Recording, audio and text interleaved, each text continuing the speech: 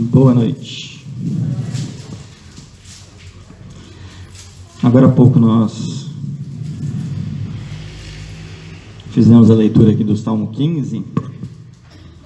Salmo 15, no verso 2, ele diz que aquele que tem direito de habitar no tabernáculo é aquele que anda sinceramente e que pratica a justiça. Já pensou como isso coloca não diria uma restrição, mas coloca uma dificuldade muito grande para nós em relação a como nós vivemos a vida cristã? Ora, se aquele que tem direito a habitar no tabernáculo, e isso é uma referência ao convívio com Deus, é aquele que vive sinceramente, que anda sinceramente e que pratica a justiça. Então, precisamos pensar em como nós vivemos, na qualidade de vida cristã que nós temos, porque a qualidade de vida cristã que nós temos, ela está diretamente ligada à qualidade de intimidade com Deus que nós temos ou pretendemos ter. Não são assuntos desassociados e por isso não pode ser tratado de maneira assim tão, às vezes, vaga por nós mesmos nas nossas considerações. E é um pouco sobre isso que eu quero pensar aqui com vocês nessa noite. Hoje eu não vou fazer uma ponte, fazer um link com a primeira carta de Pedro, que é a carta que estamos estudando aqui às quartas-feiras, mas hoje eu quero pensar com vocês a partir de um texto do capítulo 48 do profeta Isaías. Isaías 48, a partir do verso 17. Na verdade, só o 17 e o 18. Isaías, capítulo 48, verso 17 e 18. A palavra de Deus diz assim: Assim diz o Senhor, o teu Redentor, o Santo de Israel: Eu sou o Senhor, o teu Deus, que te ensina o que é útil e te guia pelo caminho em que deves andar.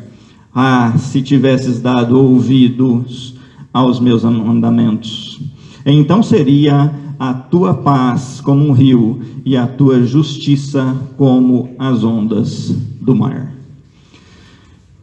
Eu gostaria que você fechasse os seus olhos, abaixasse a sua cabeça e mais uma vez nós vamos orar ao nosso Deus. Senhor Deus e Pai, louvado e engrandecido seja. Obrigado a Deus, porque é um privilégio que o Senhor nos concede podermos nos reunir para oferecer esse tempo de culto ao Senhor.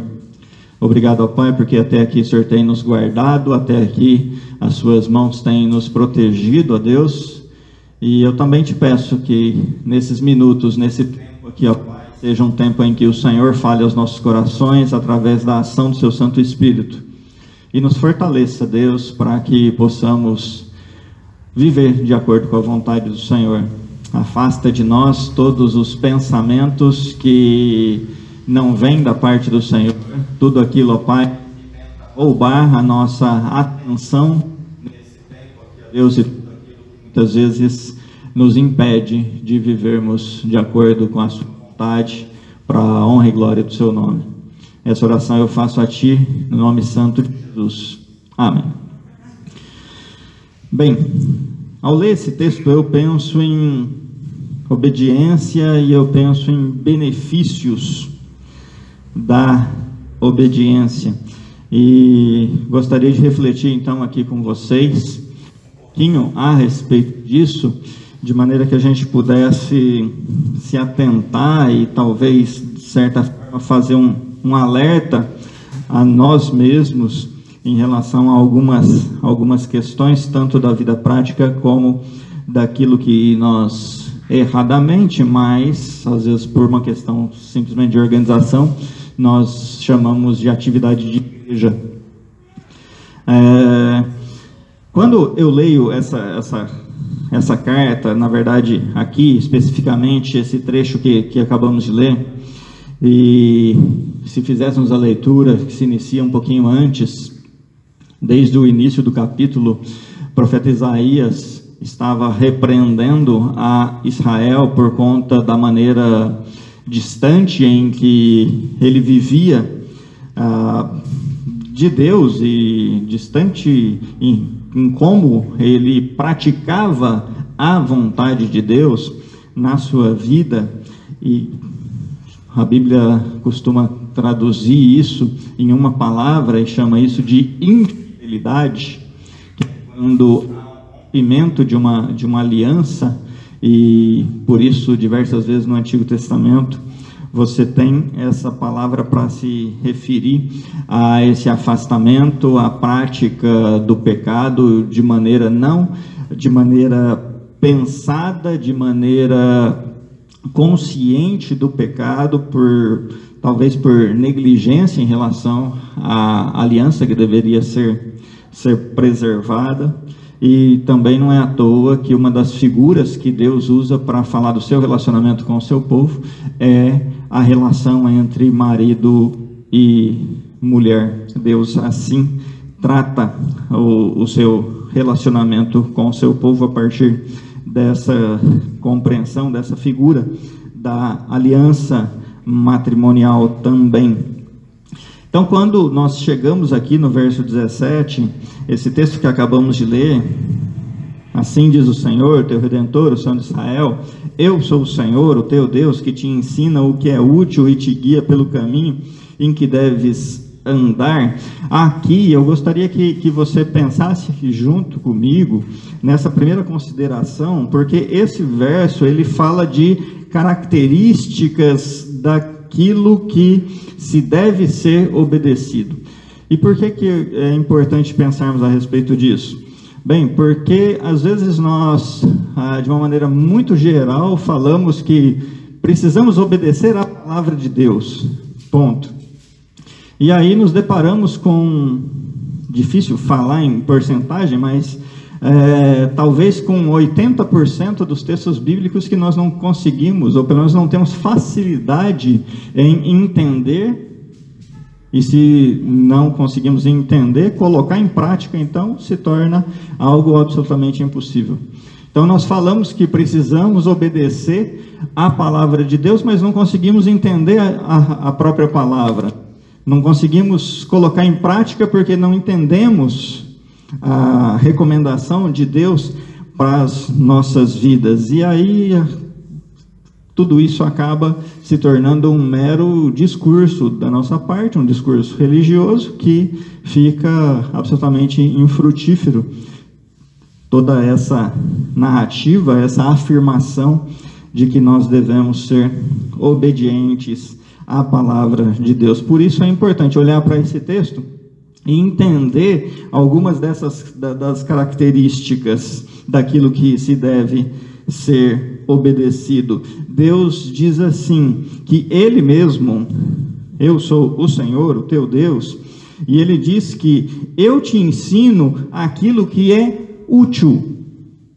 Ora, nós precisamos olhar para a palavra de Deus e entendermos que a palavra de Deus, ela traz instruções, ela traz não somente informação, no sentido de uma coletânea de textos, mas ela traz instrução de maneira extremamente prática, e aquilo que não é prático que precisa ser teórico para que possamos entender que essa teoria nos leva à prática.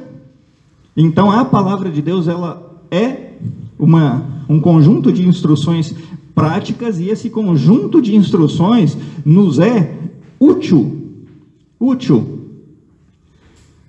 Isso significa que nós encontramos na Bíblia, nós encontramos na palavra de Deus as informações necessárias para uma vida plenamente realizada.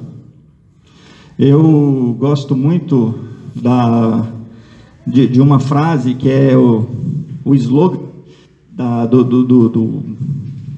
da Associação de Conselheiros Bíblicos, que para mim ela é assim, a chave, ou talvez a afirmação mais importante, e eu tomo para mim essa afirmação: a Bíblia tem todas as respostas. Não existe assunto, não existe dificuldade nas nossas vidas, não existe situações que exijam uma tomada de decisão nas nossas vidas que a Bíblia se cale e que não tenha nada a dizer a respeito desses assuntos. Nada, absolutamente nada. Talvez das coisas que nós consideramos grandes, como essa questão do casamento, da relação matrimonial, talvez coisas que nós até consideramos pequenas, como conviver em sociedade, como conviver bem com seu vizinho, como cuidar dessas questões que às vezes nós nem nos apercebemos, mas são questões que nós lidamos com elas no nosso dia a dia. A Bíblia tem todas as respostas. E essas respostas, elas são caracterizadas, ou elas são descritas como sendo úteis. Não é supérfluo, não é mera informação, não é apenas para nos tornarmos mais sabidos, no sentido de ter conhecimento acumulado, mas todas essas informações, elas são trazidas de Deus para nós através da sua palavra, porque elas têm importância para as nossas vidas. Precisamos entender a Bíblia dessa maneira. Isso me faz lembrar do texto que Paulo escreve a Timóteo. Em uma das últimas cartas que Paulo escreve, quando está preso, ele vai dizer que toda a Escritura é inspirada por Deus e útil para o ensino. E não somente ela é útil, mas ela também tem a capacidade de corrigir, de exortar, de colocar em ordem as coisas, de colocar em ordem como é que nós pensamos as coisas. Durante as duas últimas quartas-feiras falamos sobre isso aqui, a partir da leitura do primeiro capítulo da primeira carta de Pedro, a respeito dessa utilidade, a respeito de não deixarmos as nossas pontas soltas, de não deixarmos a nossa mente vagando a respeito dos mais variados assuntos do nosso dia a dia. Afinal, o que pensamos sobre isso, o que pensamos sobre aquilo, o que pensamos sobre como o cristão deve viver em sociedade, uma vez que o cristão é cidadão e por isso tem uma responsabilidade social também, como que nós lidamos com todo esse tempo de comunicação virtual, como que o cristão se comporta em relação a isso? Qual que é a nossa resposta para o culto virtual? Agora, aqui no nosso caso, semi-presencial, mas o culto virtual, isso é culto, isso não é culto? Bom, todos esses pensamentos, eles precisam ser respondidos a partir da luz bíblica. A partir da luz bíblica. Nós não podemos tomar as nossas decisões ou chegar a conclusões a partir de outros meios que sejam mais importantes do que a Bíblia. Outros meios são importantes e são, na verdade, necessários, né? Estatística, uma leitura sociológica, uma leitura política, tudo isso é importante e necessário, mas nenhum outro meio é mais importante ou tem a palavra final que seja autoridade sobre a palavra de Deus. Deus nos ensina o que é útil. Deus nos ensina o que é necessário. Isso me faz pensar em algo. Se eu não conheço, aí fica difícil. Porque se nós não conhecemos, então as nossas decisões são tomadas ou de maneira impulsiva, ou a partir do nosso desejo pessoal, ou a partir daquilo que eu acho que é melhor. Invariavelmente, quando nós usamos o nosso desejo pessoal, nós estaremos cometendo um erro, um enorme erro, e nos distanciando daquilo que Deus tem para as nossas vidas. Invariavelmente, isso vai acontecer. As nossas inclinações não são para o bem, as nossas inclinações não são para a vontade de Deus, as nossas inclinações são opostas a isso, continuam sendo opostas a isso. Quando eu dou vazão a esses meus desejos, os meus desejos vão buscar a minha satisfação, a minha felicidade, os meus objetivos acima de qualquer outra coisa. De qualquer outra coisa. E isso não pode acontecer. Isso não deve acontecer. Porque esse não é o caminho que Deus traçou como vida cristã para os seus filhos.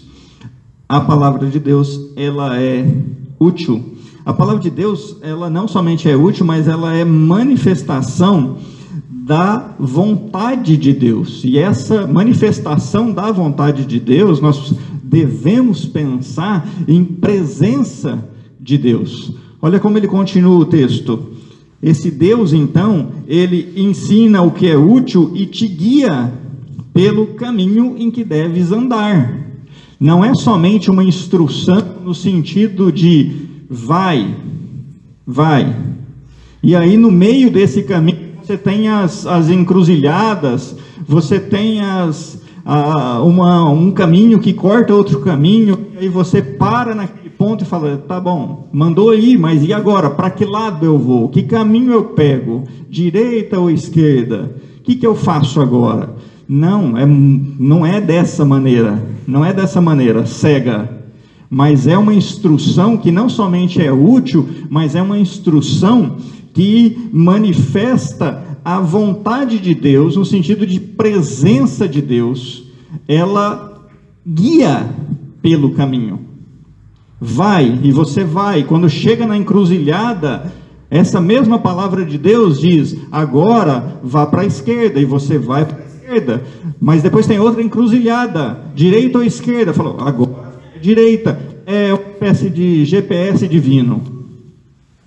Talvez com a única exceção que não nos coloca nas furadas que o GPS nos coloca. Quem usa o GPS sabe como de vez em quando ele apronta umas com a gente. Com a palavra de Deus não é assim. Não é assim. Se nós queremos uma caminhada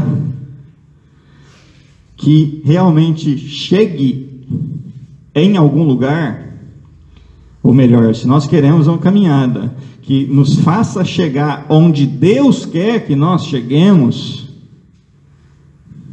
certamente nós precisamos conhecer melhor a palavra de Deus. Certamente, sem nenhuma sombra de dúvida. Sem nenhuma sombra de dúvida. Eu ensino o que é útil, aquilo que te guia pelo caminho em que deves andar.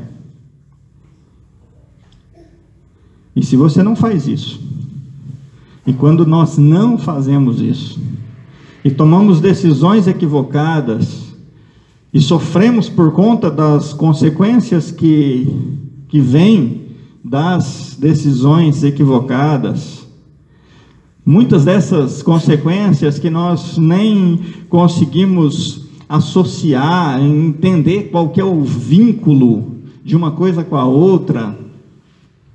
E talvez pensássemos, por exemplo, um assunto que é tão complicado para a gente, mas o que a Bíblia tem a dizer a respeito de namoro entre crente e não crente? Bom, a Bíblia tem instrução a respeito disso. A Bíblia tem um caminho muito claro. a respeito disso? Deve namorar? Deve casar? Sim ou não? A Bíblia não se cala em relação a isso. Mas é cada vez maior o número de crentes que namoram e se casam com não crentes. E é muito maior, mas muito maior, o número daqueles crentes que se afastam da igreja, em relação ao número daqueles descrentes que vêm para a igreja. É uma lavada, é um 7-1. É gigantesco o número disso. A começar pela fase de namoro. Domingo, 8 horas da noite. Gente, se não é um programa romântico, é estar na igreja. Talvez seja romântico estar comendo uma pizza. Ou fazendo qualquer outra coisa, mas estar na igreja não é romântico. E aí começa o distanciamento. E começa o afastamento. E quantos casais que entram por esse caminho, porque ignoram o mandamento bíblico, a instrução bíblica, tomam essa decisão e mais à frente colhem as consequências ruins dessas decisões, e aí é hora de chorar o leite derramado. Se eu tivesse pensado um pouco melhor, se eu tivesse me atentado para algumas coisas, se eu soubesse como a minha esposa era, se eu soubesse como meu marido realmente era. Gente, primeiro que no namoro ninguém conhece ninguém, né? No namoro a gente mente demais, a gente é falso demais da conta, a gente é aquilo que a gente não é. Quase que dá para fazer uma leitura do avesso. Aquilo que é no namoro não será no casamento. O romantismo desaparece, tudo desaparece. O cabelo desaparece, a beleza desaparece, até o dinheiro desaparece. Porque quando namora, você tem dinheiro para comprar chocolate, e comprar buquê de flores, e passear. Aí depois que depois que casa, não, agora não tem dinheiro para mais nada. Então, e o dinheiro? O dinheiro também foi, sumiu. E é assim, essa é a realidade da grande maioria dos casais, e aí é a hora do choro derramado, de chorar o leite derramado. Não adianta mais. Olha só o que Deus diz no verso 18. Se tivesses dado ouvido aos meus mandamentos, se tivesse se atentado para a instrução que eu dei acerca dos relacionamentos mistos, se vocês tivessem prestado atenção nisso, não adianta, filho, agora casou, agora já tem filho, agora construiu família, agora vamos ver até onde vai esse negócio, e esperamos que um dia as coisas se ajeitem, e que as coisas mudem, e que todo mundo lá se converta, porque se isso não acontecer, é isso aí, você plantou e agora você está colhendo, só isso, não é castigo, não é nada, foi simplesmente um ouvido espiritual fechado, não ouviu os mandamentos de Deus a respeito desse assunto, talvez porque achou que Deus não tinha que dar palpite nesse assunto, porque nessas coisas do coração, então essas coisas do coração, meu filho, só tem coisa ruim, é só infarto e gordura, não tem esse negócio de em assuntos do coração, porque os assuntos do coração eles nos enganam muito, e a paixão vem e arrebata, mas isso aí engana muito, e o romantismo vem e aquela melosidade que a diabetes vai lá em cima, mas tudo isso é falso, tudo falso. Aí depois nós reclamar, porque o que a gente tem para ouvir de Deus é: se vocês tivessem me ouvido, estava tudo aí, estava escrito aí, era só ter dado atenção ao que eu tinha para dizer sobre isso. Mas nós não gostamos de dar atenção, mas nós não gostamos de ouvir, nós gostamos muito de falar sobre as coisas, mas nós gostamos pouquíssimo de ouvir sobre as coisas. falar sobre os assuntos e tomar decisões parece que traz um sentimento de poder para nós. Na verdade, não é bem poder, não. Esse negócio de falar sobre tudo e tomar decisões sem se fundamentar no que a Bíblia tem a falar sobre esse assunto, ou sobre assuntos que são ligados a essa decisão, isso não é poder, isso é ignorância. E nós fazemos isso. Vivemos uma vida dessa maneira. Talvez por isso, uma boa parte da nossa vida, a gente dedique para chorar sobre o leite derramado. Ah, se eu tivesse tomado tal decisão. Ah, se eu tivesse feito tal coisa. Ah, se eu não tivesse me comprometido com tal situação. Ah, se eu pudesse voltar no tempo, eu faria tudo diferente. Faria nada. Ou talvez até fizesse. Mas se você voltasse no tempo e você não olhasse para a Bíblia como sendo útil e guia, você poderia tomar uma decisão diferente da que você tomou. Mas você ia tomar uma outra decisão errada. E você ia voltar no tempo, sabe aqueles filmes, daquele vai e volta terrível? Ia ser mais ou menos isso. As nossas vidas seriam um filme de vai e volta, mas que, como os filmes, ia acabar sem nada. Não chega a lugar nenhum. Ia ser isso.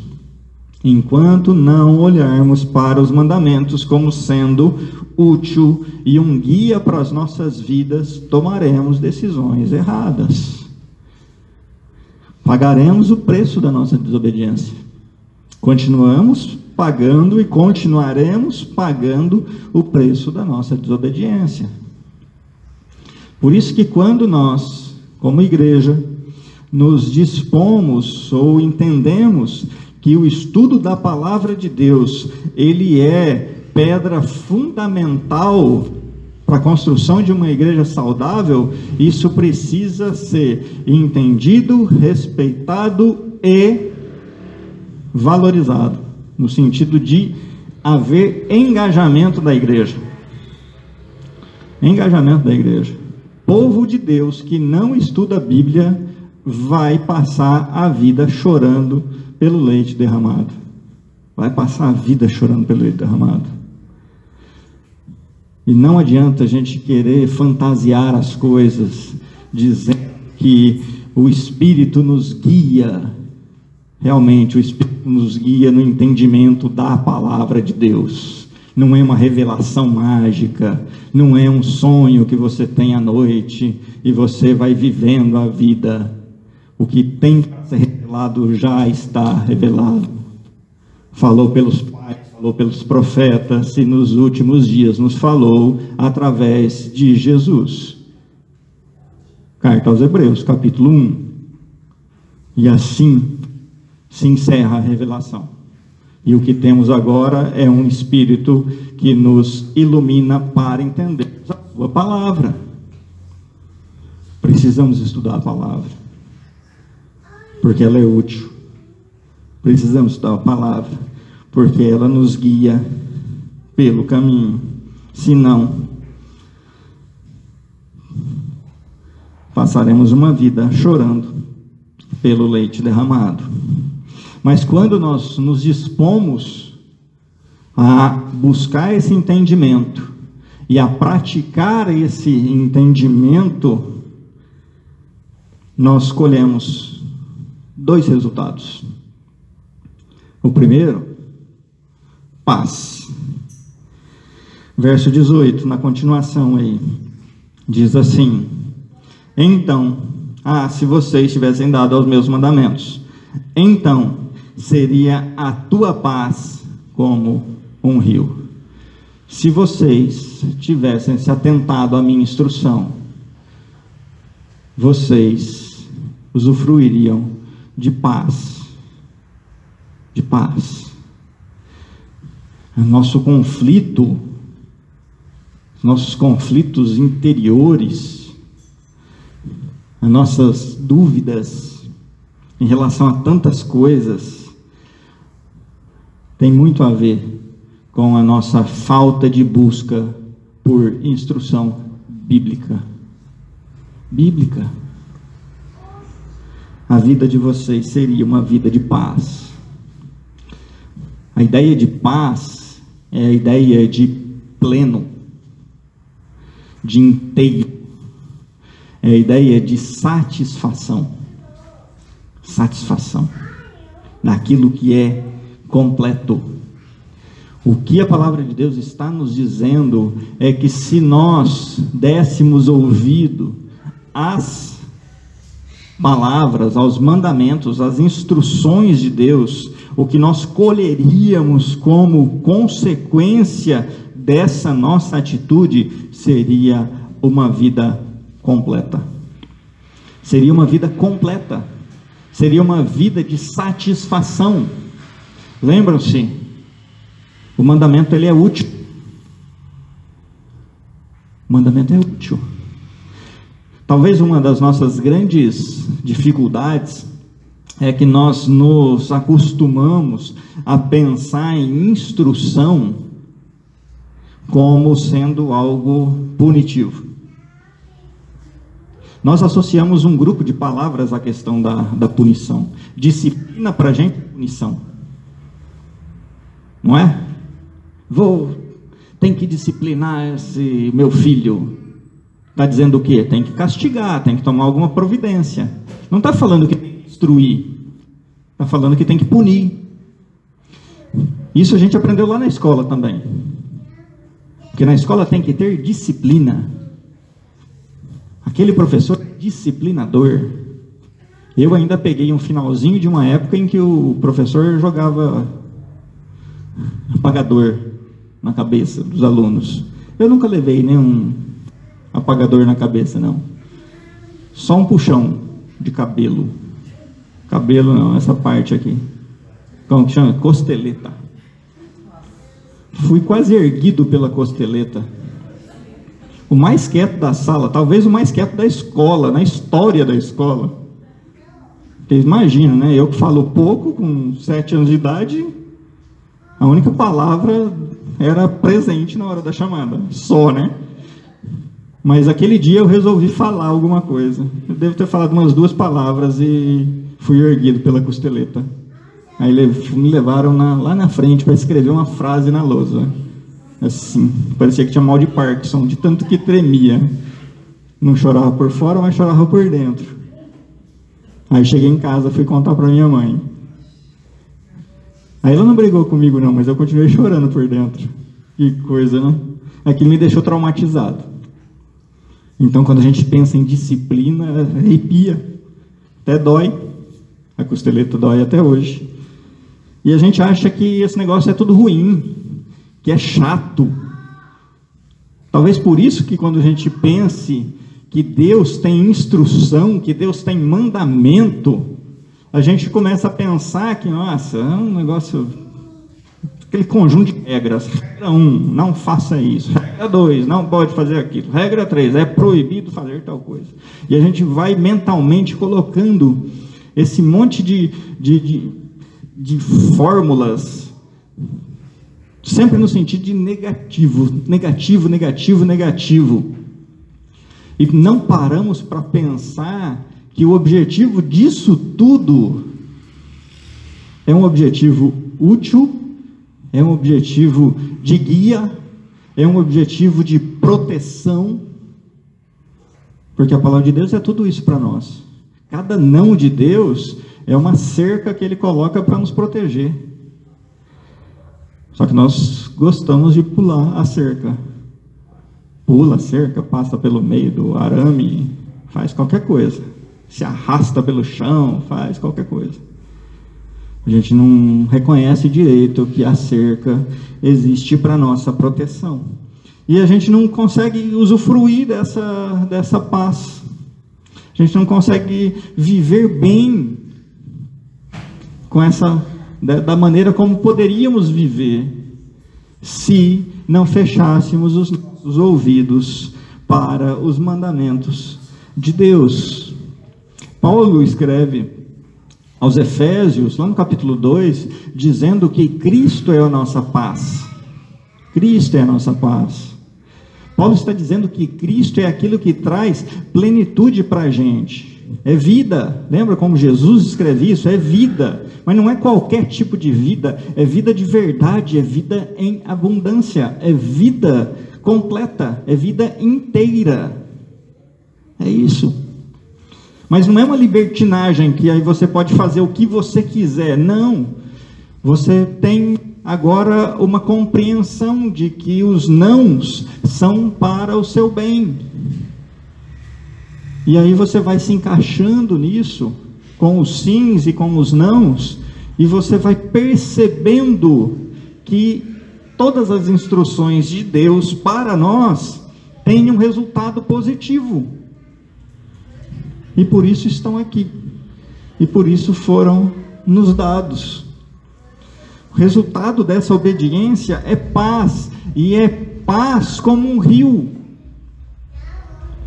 Rio traz a ideia de abundância.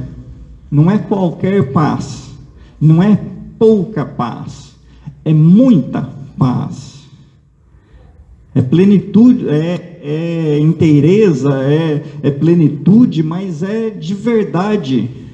Não é aquele negócio meio esquisito que de vez em quando alguém fala, que vida cristã é assim, é uma vida de altos e baixos. Bom, é altos e baixos porque a gente fecha os ouvidos para os mandamentos de Deus. Aí a gente faz aquilo que não era para fazer, e aí colhemos as consequências. E aí tem hora que a gente sente aquela paz, e tem hora que a gente é esvaziado pela paz. Mas Deus não está brincando com a gente como se tivesse uma bexiga soprando e deixando o ar sair. Soprando e deixando o ar sair. Somos nós que causamos isso a nós mesmos. Nós decidimos viver dessa maneira, quando nos fechamos para as instruções de Deus. O que Deus tem para nós, através dos seus mandamentos, é paz em abundância. É muita paz, muita mesmo, que pega todas as partes da nossa vida. Nos envolve por completo. Paz não é, alguém já disse isso, né? Paz não é ausência de guerra. Ou seja, essa vida de abundância não é uma vida sem dificuldade. Não é vida sem dificuldade, é a vida pós-morte. Quer ter uma vida sem nenhum tipo de dificuldade, morre. Está resolvido o seu problema. Aí não vai ter doença, não vai ter choro, não vai ter lágrima, não vai ter mais nada a não ser o bem que você gostaria de usufruir ainda em vida. Nessa vida aqui tem, o corpo é físico, o corpo se desgasta, então tem doença, nós vivemos socialmente, então nessa relação social nós estamos aí envolvidos na questão econômica, na questão política, então tudo nos afeta, Então nós temos problemas de tudo quanto é lado, e somos bombardeados por conta disso também. Então, não é uma vida sem sofrimento. É uma vida apesar do sofrimento. Lembra-se que a gente tem dito, primeira carta de Pedro, sofrimento. Mas o que você faz? Senta e chora, se desespera? Não, levanta os olhos porque à frente há esperança. Sempre há esperança para os filhos de Deus. Sempre há motivo para levantar os olhos e olhar à frente, e lá na frente enxergar que há motivo de manter viva essa esperança. Quando somos obedientes, colhemos isso nas nossas vidas. E não somente isso, colhemos também, na continuação aí a parte final do verso 18, diz que além da paz ser como um rio, também nos será a justiça como as ondas do mar. Ora, a ideia de justiça é a ideia da aplicação de uma lei.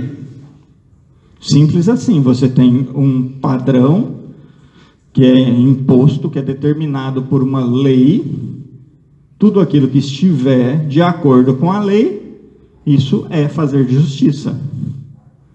Nós vemos tanta coisa acontecendo e falamos, isso não é justo, isso não é injusto. Bom, a questão é se a lei está certa ou está errada. Se está alinhado com a lei, por definição, isso é justo. Agora, com certeza, tem muita lei que não faz sentido nenhum, e tem muita lei que tem que ser modificada mesmo. Mas essa é a ideia de justiça, é a aplicação de uma lei. E aqui a lei é o mandamento. Aqui a lei é o mandamento. Justiça é a aplicação, é a vida prática, é a ação alinhada com o mandamento. Um Deus que te ensina como viver uma vida justa, é uma vida que vive em conformidade com isso, com aquilo que é ensinado. Com aquilo que é ensinado. Tem uma coisa que aqui é fantástica nesse texto. Fantástica. Ele diz que essa justiça tem as características, ou pode ser, faz lembrar as ondas do mar. E quando nós pensamos nas ondas do mar, nós pensamos em constância, nós pensamos em progressão, e nós pensamos em algo que o mar está jogando para fora. Nós pensamos num avanço do mar. Já foi na praia?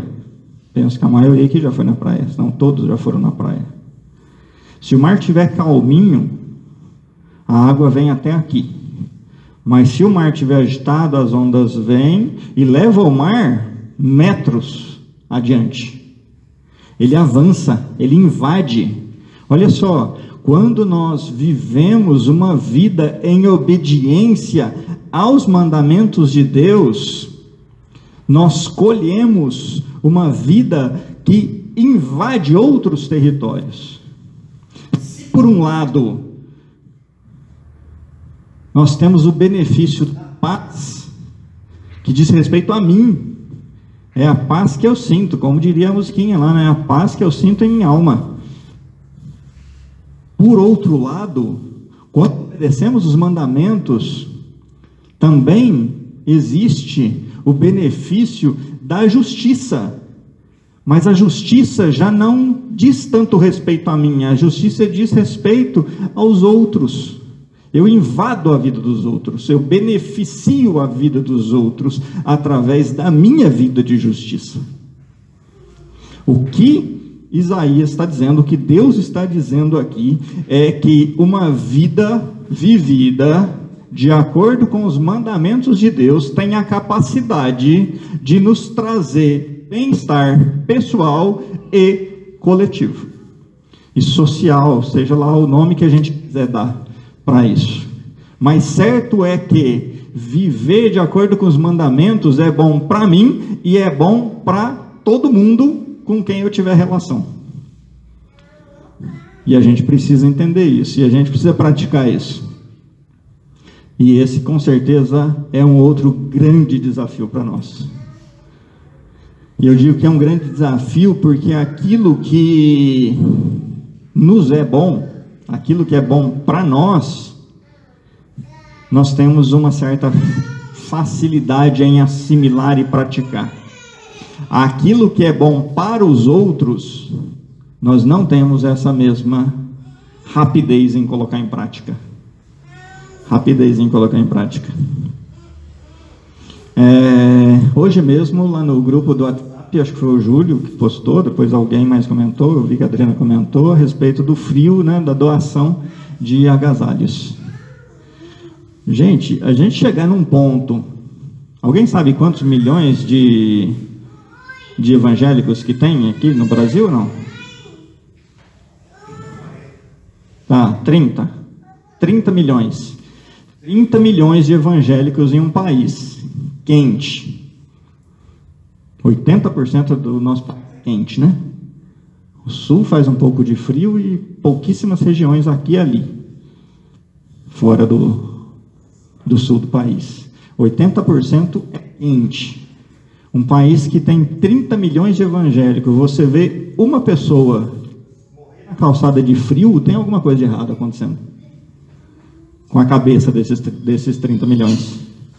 Tem alguma coisa de errado acontecendo. Talvez estejam tão confortáveis debaixo do agasalho e do cobertor em casa, que não estão se dando conta de que a justiça precisa avançar em relação ao outro, em benefício ao outro, precisa invadir a necessidade do outro. Tem alguma coisa errada acontecendo.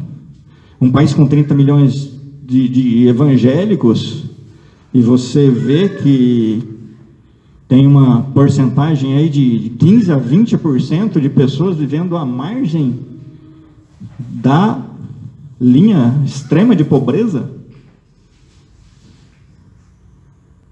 Alguém que deve viver com 4, 5 reais por dia. Alguém aqui vive com 4, 5 reais por dia, considerando alimento, vestimento, remédio, água, energia, casa para morar, óbvio, né? Carro, esquece. Mas pelo menos isso que é o basiquinho, 5 reais por dia. A maioria de nós gasta 5 reais, não vou nem dizer que é no banho, porque hoje já deve ficar mais do que 5 reais os nossos banhos, né? Mas num país com 30 milhões de evangélicos, tem alguma coisa de errado, então, com a cabeça desses 30 milhões. Não tá sendo uma prática de justiça. A justiça não está avançando. Não está invadindo a necessidade dos outros. Não está tomando território. Se obedecêssemos os mandamentos. Se ouvíssemos os mandamentos. Com certeza as nossas vidas seriam diferentes e a vida de tantas pessoas seriam diferentes por conta das nossas vidas diferentes. O apóstolo João vai dizer que aquele que tem recurso desse mundo e vê o seu irmão padecendo necessidade, onde está o amor de Deus nessa vida? Nessa pessoa? É uma pergunta difícil de responder. Tiago, na mesma linha, vai dizer que aquele que vê o irmão necessitado, sem roupa, passando frio, e aí nós só damos um tapinha nas costas e diz assim: vai, aquecei-vos. Ou aquele que não tem comida e leva só um tapinha nas costas e diz: vai, fartai-vos. Ora, vai se fartar do quê e vai se aquecer com o quê? Vai morrer de fome e de frio. Ora, esse tipo de fé é morta. Essa fé é só da boca para fora. Essa não é a fé que Deus faz brotar em nós a partir desses mandamentos. A partir dessa obediência a esses mandamentos. Se ouvíssemos, se dessemos atenção a esses mandamentos. Um verso que se junta a esse texto aqui de Isaías é o que está lá no Salmo 85, verso 10, quando ele diz que a justiça e a paz se beijaram. Texto fantástico, escrito de forma poética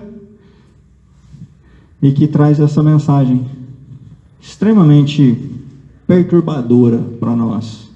Paz e justiça se encontram e se agarram e se beijam, convivem juntas, porque não tem como dizer que eu vivo uma vida de paz, uma vida de abundância, uma vida na sua plenitude, enquanto os outros não têm nem o básico. Não tem como dizer isso. É inviável dizer isso. É inviável glorificar a Deus porque a minha despensa está cheia, se eu tenho conhecimento de tantas dispensas que estão completamente vazias. É inviável.